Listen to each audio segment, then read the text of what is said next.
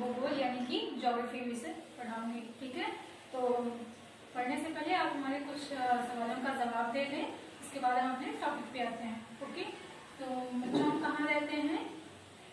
पृथ्वी पे रहते हैं। Very good. तो पृथ्वी पर हम क्या देखते हैं? Very good. पृथ्वी पर हम बहुत सारे सागर, महासागर आदि चीजों को देखते हैं। तो ये जो सागर, महासागर, देश और महाद्वीप वगैरह स्थित हैं, इसका अध्ययन करने के लिए हम किसकी मदद लेते हैं? कोई बता सकता है आप सब में से? नहीं पता? कोई बात नहीं। तो इन सब की यथास्थिति को जानने के लिए हम ग्लोब की मदद लेते हैं। ठीक है, ग्लोब एक ऐसा गोलाकार यंत्र होता है, आप यंत्र ही कह सकते हैं, जो जिस पर सारे देशों की स्थिति को हम देख सकते हैं। और उसको दिखाने के लिए उस पर जो रेखाएं खींची होती हैं, रेखाओं का जाल बुना होता है, उसको हम अक्षांश और देशांतर कहते हैं। तो भी हम आगे पढ़ेंगे अक्षांश और देशांतर। तो इसका मतलब ये होगा कि आज हम आपको ग्लोब पढ़ाएंगे। ठीक है, तो हमारा जो प्रकरण है वो क्या है? ग्लोब है।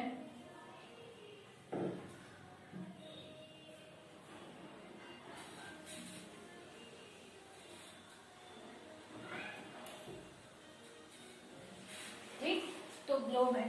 तो सबको पता है कि पृथ्वी की आकृति कैसी है? गोलाभ है। और जब हम मानचित्रों का भी तो अध्ययन करते हैं ना, पृथ्वी किसी भी देश, सागर, महासागर की स्थिति को जानने के लिए, तो बच्चों होता क्या है कि मानचित्र चूंकि किसी कागज पर होता है, कागज कैसा होता है? एकदम इसी की तरह होता है, सपाट होता है मैप। तो हम बस किसी देश विशेष की अध्ययन करने के लिए किसी लिए तो मैप का यूज कर सकते हैं, लेकिन जब हमें पूरी पृथ्वी का अध्ययन करना होता है तो अब हमें ग्लोब की जरूरत पड़ती है, क्योंकि पृथ्वी कैसी है? गोलाकार है। और एक साथ सारे देश, महादेश, जो देश है, द्वीप है, सागर है, महासागर है, इतनी सारी चीजों को हमें एक साथ देखना पड़ता है। तो हमें किसकी जरूरत पड़ती है? ग्लोब की जरूरत पड़ती है। तो ग्लोब क्या होता है बेटा?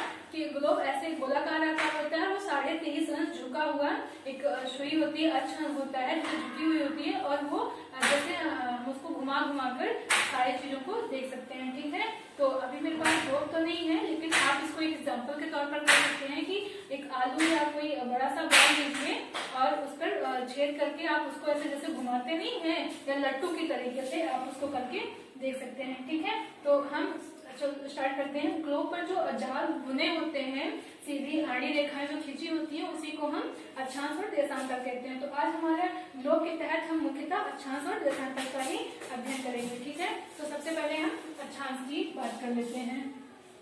मान लिया कि ये हमारी पृथ्वी है, बिल्कुल गोल पृथ्वी है। ठीक है, ये हमारी पृथ्वी है। और अक्षांश क्या होता है?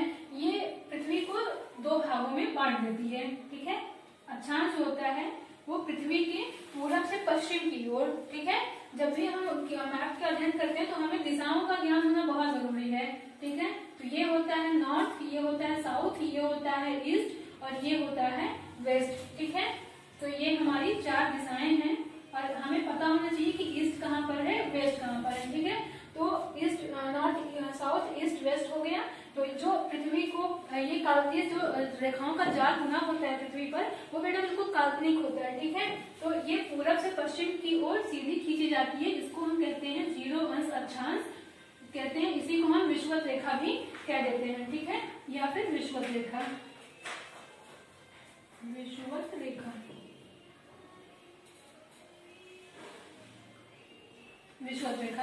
ठीक है, ये 0 अंश अक्षांश, इसका जो मान होता है वो 0 अंश अक्षांश होता है। और जैसे जैसे हम ऊपर की तरफ जाते हैं, यानी कि ये 0 है, तो यहाँ पे 1 2 3 4 5 करके ऐसे ऐसे करते हुए जब हम ध्रुव पर पहुंचते हैं, तो ये बिल्कुल ध्रुव पर एक बिंदु के रूप में दिखाई देता है, वो होता है 90 अंश अक्षांश। ठीक है, 90 अंश उत्तरी अक्षांश, 90 अंश उत्तरी अक्षांश। और जो यहाँ पर जैसे हम ऊपर चलते हैं, वैसे हम यहाँ पर भी 1 2 3 4 5 6 करके आते आते आते आते जो लास्ट में होता है, यानी कि पोल होता है, जो साउथ पोल होता है, वहां पर भी ये हो जाता है 90 अंश दक्षिणी अक्षांश रेखा। ठीक है, तो इतनी सारी होती है, लेकिन आपने देखा होगा कि मैप पर 1 से लेकर के 90 तक सारी संख्याओं का नहीं बना होता है, बल्कि मुख्य मुख्य रेखाओं का बना होता है, वरना थोड़ा घिसपिच हो जाएगा चीजों को पढ़ने समझने में। इसलिए हम क्या करते हैं कि जो मुख्य मुख्य रेखाएं होती है उसको देख लेते हैं। जैसे हम 0 अंश अक्षांश बना, उसके बाद हम बनाते हैं 23.5 अंश अक्षांश रेखा को। ठीक है, जिसको हम कर्क रेखा भी कहते हैं। ठीक है, 23.5 उत्तरी अक्षांश रेखा। अक्षांश रेखा, उसके बाद हम एक और खींचते हैं 66.5 अंश, 66.5 अंश उत्तरी अक्षांश रेखा। ठीक है, उसके बाद ये 90 अंश हो गया। और जैसे हमने ऊपर बनाया है सेम वैसे हम नीचे बना लेते हैं, क्योंकि ये उत्तरी ऊपर की जो है तो ये उत्तरी अक्षांश हो जाता है, और जब नीचे की ओर रेखाएं बनाते हैं तो वो हो जाता है दक्षिणी अंश अक्षांश रेखा का। तो ऐसे हम यहाँ पे बना लेते हैं 23.5 अंश, यहाँ लिख देते हैं आपकी आसानी के लिए 23.5 अंश दक्षिणी अक्षांश रेखा। ओके, 23.5 अंश, और यहाँ पे बना लेते हैं 66.5 अंश दक्षिणी अक्षांश रेखा। और ये आपका दक्षिणी अक्षांश तो है ही 90 डिग्री का, तो ये हो गया अक्षांश रेखा। लेकिन किसी भी देश की यथास्थिति को समझने के लिए सिर्फ अक्षांशों का अध्ययन ही काफी नहीं होता है, उसके साथ साथ हमें देशांतर का भी करना पड़ता है, क्योंकि अक्षांश के द्वारा हम किसी देश की सिर्फ लंबाई को समझ सकते हैं। ठीक है, कि उसकी लंबाई कितनी है, जैसे महासागर की लंबाई कितनी है, भारत की लंबाई कितनी है, तो उसके लिए तो हम अक्षांश का अध्ययन कर लिए हैं। लेकिन किसी भी चीज को हमें पूरे उसकी चौड़ाई को जानने के लिए देशांतर का भी अध्ययन करना पड़ता है। ठीक है, तो ये अक्षांश रेखाएं हो गई हैं। अब हम देशांतर रेखा को समझ लेते हैं। ठीक है, यहाँ पर भी हम एक गोला बना लेते हैं, मान लिया ये पृथ्वी है। ठीक है, पहले तो समझ लेते हैं कि देशांतर क्या होता है। देशांतर बेटा हमेशा उत्तरी गोलार्ध और दक्षिणी गोलार्ध को मिलाते हुए सीधे खींचे जाने वाली रेखाएं होती हैं। तो आप इसको जब मैप पे देखेंगे ना, तो ये जैसे जैसे ध्रुव की ओर दक्षिणी रेखाएं मिलती हैं, क्योंकि सारी रेखाएं बीच में तो फैली होती है लेकिन ध्रुव की तरफ मिली हुई होती है। ठीक है, उनका एक यहाँ पे सघनता पाई जाती है, यहाँ पर रेखाओं की विरलता पाई जाती है। उसकी वजह ये है कि पृथ्वी तो गोल है। ठीक है, और सारी रेखाएं जो होती हैं, देशांतर रेखाएं जो होती हैं, वो दक्षिण और उत्तर दोनों पे जाकर एक दूसरे से मिल जाती हैं। यानी कि यहाँ पर है 0 अंश देशांतर रेखा, 0 अंश देशांतर रेखा है। ये क्या है, ये उत्तरी ध्रुव था, ये दक्षिणी ध्रुव था, इन दोनों को मिलाते हुए जो सीधी रेखा खींची जाती है उत्तर से दक्षिण, उसको हम कहते हैं देशांतर रेखा। और ये तो एक हो गई है, ये तो मुख्य रेखा हो गई, इसके साथ साथ आधार रेखाएं भी ऐसे बनी होती हैं। आपने तरबूज को देखा होगा, तरबूज पर जो रेखाएं बनी होती हैं सेम टू सेम वैसी ही ग्लोब पर देशांतर रेखाओं का जाल बिछा होता है। तरबूजे पर भी आप लोगों ने देखा होगा कि ध्रुव की तरफ जाकर वो सारी मिल जाती हैं और बीच में उनका जो अंतराल होता है वो बढ़ता जाता है। आपने भी देखा ध्रुव पर रेखाएं मिल जा रही हैं और बीच में उनके बीच में डिस्टेंस जो है वो बढ़ता गया है। ये हो गया अक्षांश रेखा और ये हो गई देशांतर रेखा। ठीक है, तो हमें जब भी महासागर, सागर या किसी भी देश या किसी महाद्वीप की स्थिति को जाननी होती है तो हम क्या कहते हैं कि वो देश जो है फला द्वीप में स्थित है या फला देशांतर में स्थित है। ठीक है, तो ये चीजें हो गई है। लेकिन अक्षांश और देशांतर तो हमने समझ लिया कि किसी देश की स्थिति यथास्थिति को जानने के लिए हमें अक्षांश और देशांतर की जरूरत पड़ती है। लेकिन अगर हम एक उदाहरण के माध्यम से इस चीज को अच्छे से और समझने की कोशिश करें तो हमारा जो टॉपिक है और ज्यादा क्लियर हो जाएगा। ठीक है, तो इसके लिए हम सबसे पहले अपने भारत देश का ही क्यों ना समझ लें, क्योंकि हम बाहर से ज्यादा परिचित हैं। ठीक है, तो हम मैप पर बनाते हैं एक ग्लोब, पहले एक ग्लोब बना लेते हैं, फिर वहां पे हम भारत की स्थिति को जानने की कोशिश करेंगे कि एक्चुअल में भारत कहाँ स्थित है पूरी ग्लोब पर। ठीक है, तो ये हमारा ग्लोब हो गया। जब भी हम भूगोल का अध्ययन शुरू करते हैं तो हमें लगभग पहले ही चैप्टर में लिखा होता है कि भारत के भूगोल का एक सामान्य अध्ययन। ठीक है, सामान्य अध्ययन जो हम पढ़ते हैं तो उसमें पहला एक लाइन दिया होता है कि भारत जो है वो उत्तरी पूर्वी गोलार्ध में स्थित है। ठीक है, उत्तरी पूर्वी गोलार्ध, जो उसमें मेन शब्द होता है वो होता है उत्तरी पूर्वी गोलार्ध। तो अब हम देखेंगे कि भारत कैसे उत्तर पूर्वी गोलार्ध में स्थित है। ठीक है, और फिर साथ साथ जब हम दूसरा सेंटेंस पढ़ते हैं तो उसमें दिया होता है कि भारत का अक्षांशीय विस्तार और भारत का देशांतरीय विस्तार। तो हम देख लेते हैं भारत की स्थिति क्या है।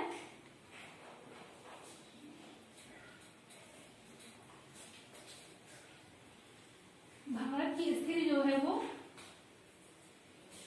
उत्तर पूर्वी गोलार्ध में है। की बात हो गई है और अब हम देशांतर और अक्षांश की बात कर लेते हैं। तो जो भारत का अक्षांशीय विस्तार है, भारत का अक्षांशीय विस्तार, तो कितना है भारत का अक्षांशीय विस्तार? अक्षांशीय विस्तार हमें दो तरीके का मिलता है। कहीं कहीं पे लिखा होता है 8°4' उत्तरी अक्षांश से लेकर 37°6' उत्तरी अक्षांश। ठीक है, आपने 8°4' तो देखा होगा, लेकिन कहीं कहीं पर 6°4' भी लिखा होता है। ठीक है, या 6°4'। ये ऐसे नहीं लिखा है, इसकी एक वजह है, मैं अभी आपको आगे बताऊंगी। तो ये तो हुआ भारत की स्थिति कहाँ पर है, ये ग्लोब पर भारत की स्थिति है कि ग्लोब पर भारत की स्थिति उत्तर पूर्वी गोलार्ध पर है। हमने देखा भारत का अक्षांशीय विस्तार कितना है, 8°4' उत्तरी अक्षांश से लेकर 37°6' उत्तरी अक्षांश के बीच में, ये भारत की अक्षांशीय स्थिति है। अब हम भारत की देशांतरीय स्थिति को देख लेते हैं। भारत का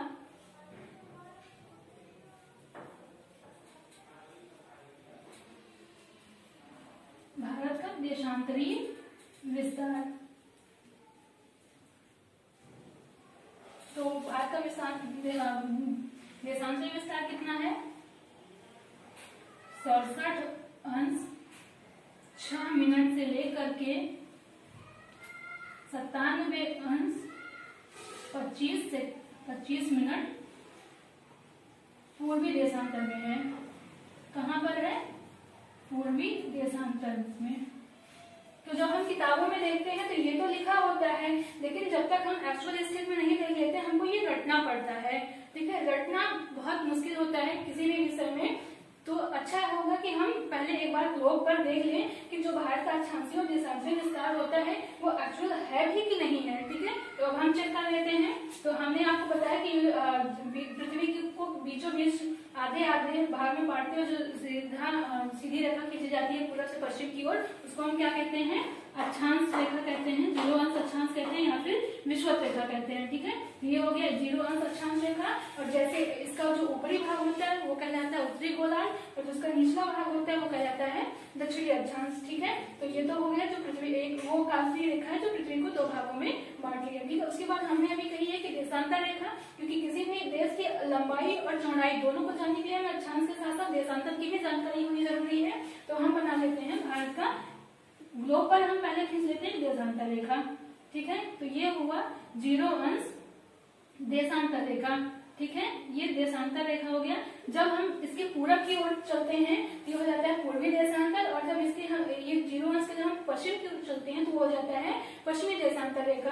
सेम वैसे ही जब हम ये 0 अंश गोलार्ध अंश अक्षांश है, जब हम इसके ऊपर की ओर चलते हैं तो ये हो जाता है उत्तरी अक्षांश, और जब हम नीचे की ओर चलते हैं तो वो हो जाता है दक्षिणी अक्षांश। क्योंकि हमने अभी पढ़ा कि भारत की स्थिति जो है उत्तर पूर्वी गोलार्ध में है, तो ये क्या हो, ये तो गोलार्ध है पूरा का पूरा, तो ये उसका उत्तरी भाग हो गया और ये इसका पूर्वी भाग हो गया। इसके जो ये इसके पश्चिम जो रेखा है इसके पश्चिम हो जाएगा, तो हमने पढ़ा उत्तर पूर्वी गोलार्ध, तो ये हो गया उत्तरी और ये हो गया पूर्वी, यानी कि भारत यहाँ कहीं स्थिति है। जो आपको 4 बॉक्स दिख रहे हैं इसमें से इस बॉक्स में भारत की स्थिति कहीं पर है। तो अब हम भारत की स्थिति देख लेंगे, क्योंकि हमने यहाँ पे बताया आपको ये 0 अंश अक्षांश रेखा है और भारत की स्थिति दिखाई जा रही है 8°4' उत्तरी अक्षांश या 6°4'। ठीक है, तो ये दो इसलिए लिखा जाता है कि ये मुख्य जो भूभाग है पृथ्वी का वहां से है। और आपको पता होगा अगर भारत का मैप यहाँ पे बनाए तो आपने देखा होगा कि कुछ ऐसे छोटे छोटे बिंदी दिखते हैं आपको हिंद महासागर में, बंगाल की खाड़ी के नीचे। ठीक है, बंगाल की खाड़ी में कुछ ऐसे ऐसे बिंदी आपको दिखते हैं, वो भारत का ही एक द्वीपीय भाग है, राज्य है जो अभी यूनियन टेरिटरी है, यानी कि संस्थापित राज्य है। उसको हम कहते हैं अंडमान निकोबार रेखा। ठीक है, अंडमान निकोबार द्वीप कहते हैं, जो भारत का ही भाग उसमें बात का अधिकार है। तो जो हम अगर मुख्य अक्षांश की बात करते हैं, यानी कि जब हम कन्याकुमारी जो भारत का दक्षिणतम सिरा है वहां पे अगर वहां से मापेंगे तो दिखाएंगे 8°4', लेकिन जब हम अंडमान निकोबार से बाहर की स्थिति को दिखाते हैं तो वहाँ पे हम लिखते हैं 6 अंश 4, यानी कि ये 0 है, 0 से हम बाहर की स्थिति थोड़ी सी ऊपर है, वहां से देख लेते हैं तो बाहर की स्थिति कुछ इस तरीके से ग्लोब पर आपको दिखेगी। ठीक है,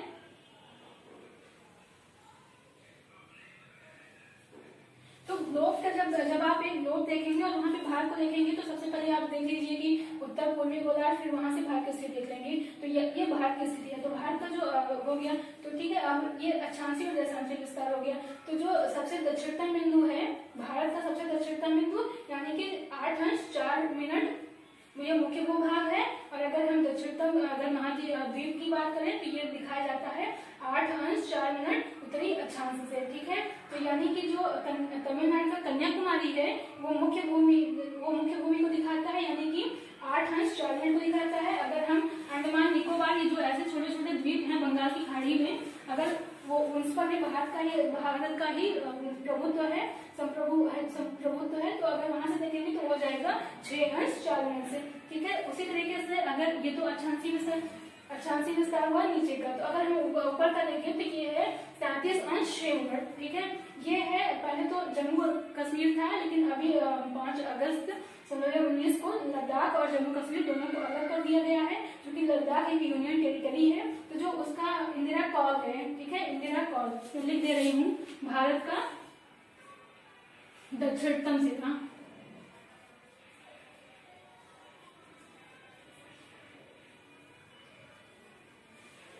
जो दक्षिणतम बिंदु है वो है इंदिरा पॉइंट।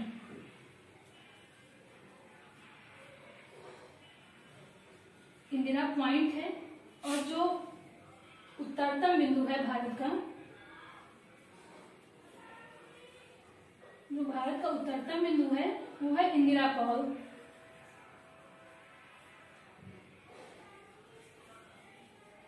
इंदिरा कॉल, तो ये जो 8 अंश 4 मिनट है वो है ये, सॉरी, जो 6 अंश 4 मिनट है वो है इंदिरा पॉइंट। और ये जो 37 अंश 6 है ये इंदिरा कॉल है, जो कि लद्दाख में स्थित है। ठीक है, तो ये तो हो गया अक्षांशीय विस्तार। अब अक्षांशीय विस्तार से हमें भारत की सिर्फ लंबाई का पता चलता है, ना कि भारत की चौड़ाई का पता चलता है। तो हम भारत की चौड़ाई को जानने के लिए किसका सहारा लेते हैं, देशांतर रेखा। तो हमने यहाँ पे लिखा है ना कि भारत का देशांतरीय विस्तार कितना है, 67 अंश 6 मिनट से लेकर के 97 अंश 25 मिनट पूर्वी गोलार्ध, पूर्वी देशांतर में स्थित है। ठीक है, तो ये तो गोलार्ध की बात हो गई। अगर हम एक काल्पनिक रेखा ऐसे छोटी छोटी करके देखेंगे, ये तो अक्षांश हो गया। फिर ऐसे ही हम देशांतर को भी देखते हैं ना, ये डॉट डॉट डॉट डॉट मैं करके बना रही हूँ, तो ये चीज हो गया। ठीक है, तो अगर हम देशांतर देखेंगे तो क्या है, भारत का सबसे पूर्वी बिंदु क्या है, पूर्वी छोर,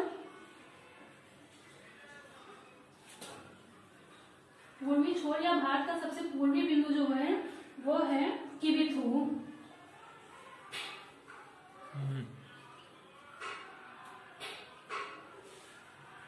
किबिथू है।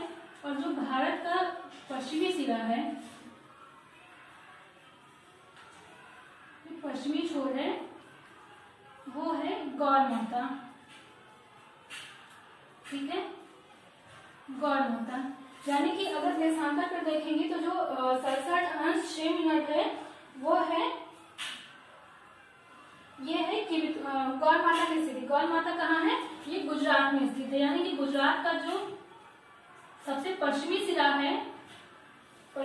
है वो है गौर माता। और उसका अगर हम अक्षांश में उसका मान रखेंगे तो हो जाएगा वो 67 अंश 6 मिनट। और जैसे हमने पूरा पश्चिम में देखा, यहाँ पर देखा कि भारत का सबसे पश्चिमी छोर क्या है, गौर माता है, जो कि गुजरात में है। उसका अगर हम देशांतर पे मान रखेंगे तो वो होगा 67 अंश 6 मिनट। और अगर हम देशांतर पे अगर हम वही पूर्वी छोर देखें, भारत का सबसे पूर्वी राज्य कौन सा है, अरुणाचल प्रदेश है। अगर हम मानचित्र में देखें भारत का सबसे पूर्वी राज्य जो है अरुणाचल प्रदेश है। और अगर उसमें भी सबसे पूर्वी छोर देखें तो वो है, अगर हम अक्षांशीय देशांतर मान रखते हैं तो वो है 97 अंश 25 मिनट पूर्वी देशांतर रेखा। यानी कि वो जो अगर हम मानचित्र वगैरह भारत की मानचित्र में देखेंगे तो जो पूर्वी छोर है वो किबुथु है। किबुथु अरुणाचल प्रदेश की जगह है और वहाँ जो है वो भारत है। तो इन चारों बिंदु जो भारत का जो चारों कोना है, पूरा पश्चिम उत्तर दक्षिण, ये उनके सारे स्थान है और ये उनका अक्षांशीय और देशांतरी मान है। ठीक है, तो बच्चों आज हमने क्या पढ़ा, कि ग्लोब क्या होता है। आज हमने पढ़ा कि ग्लोब क्या होता है। ग्लोब पर हमें ग्लोब का मुख्य उपयोग क्या होता है कि हम ये जान सकते हैं कि एक साथ अगर हमें एक साथ सारे द्वीपों, महाद्वीप और उन पर स्थित देशों का अगर हमें अध्ययन करना पड़ता है तो हमें सबसे आसानी क्या होती है, ग्लोब का होता है। ग्लोब को हम घुमा घुमा कर देख लेते हैं कि कौन सा देश कहाँ स्थित है, उनकी क्या लंबाई है, क्या चौड़ाई है, लेकिन उनका अक्षांश देशांतर विस्तार ज्ञात कर लेते हैं। तो उसके लिए हमें सबसे पहले अक्षांश और देशांतर को समझने की जरूरत पड़ती है। तो आज हमने पढ़ा कि अक्षांश क्या होता है, देशांतर क्या होता है, उनका क्या कितना मान होता है। और फिर भारत, हमने इसको और स्पष्ट करने के लिए भारत का एग्जाम्पल लिया और हमने एक ग्लोब यानी कि पृथ्वी एक काल्पनिक मानचित्र, एक रेखा के द्वारा ये समझने की कोशिश की है कि ग्लोब पर भारत की स्थिति, एक्चुअल में भारत की स्थिति कहाँ पर है, उनका अक्षांशीय विस्तार जो हमें रटना पड़ता है उसको हमने समझा कि अक्षांशीय विस्तार और देशांतर विस्तार में जो गणित के अंक लिखे होते हैं एक्चुअल में उनका मान क्या है, वो क्यों लिखा होता है। जब तक हम इस चीज को नहीं समझते हैं तो हमें रटना पड़ता है। तो हमने ये समझ लिया कि अक्षांशीय विस्तार, देशांतर विस्तार क्या है, भारत का सबसे दक्षिणतम बिंदु क्या है, उत्तरतम बिंदु क्या है, भारत का पूर्वी छोर क्या है, भारत का सबसे पश्चिमी छोर क्या है। ठीक है, तो ये चीज हमने देख लिया। ठीक है, तो बच्चों जब भी आप इसको पढ़िएगा तो अपनी कॉपी में इस क्वेश्चन को लिखने के साथ साथ आप लोग मानचित्र को भी जरूर बनाएंगे, क्योंकि भूगोल विषय की आत्मा जो होती है वो मानचित्र के बिना अधूरी है। ठीक है, तो आप लोग अपना आज का होमवर्क नोट कर लीजिए। पहला क्वेश्चन है आपका, अक्षांश क्या है या अक्षांश किसे कहते हैं, सचित्र समझाइए। दूसरा क्वेश्चन है आपका, देशांतर किसे कहते हैं, सचित्र समझाइए। और तीसरा है कि भारत का अक्षांशीय और देशांतरीय विस्तार सउदाहरण लिखिए। ठीक है, तो सउदाहरण का मतलब ये हुआ कि जब आप भारत का अक्षांशीय और देशांतरीय विस्तार का मान लिखेंगे तो उसके साथ साथ उसके सबसे पूर्वी, पश्चिमी, उत्तरी और दक्षिणी छोर को भी उसमें लिखेंगे। ठीक है, तो ये हो गया। और आप लोग जब भी भूगोल को पढ़े तो साथ में मानचित्र को जरूर रखें और इस तरह के आउटलाइंस को जरूर ड्रॉ करें। ओके, धन्यवाद।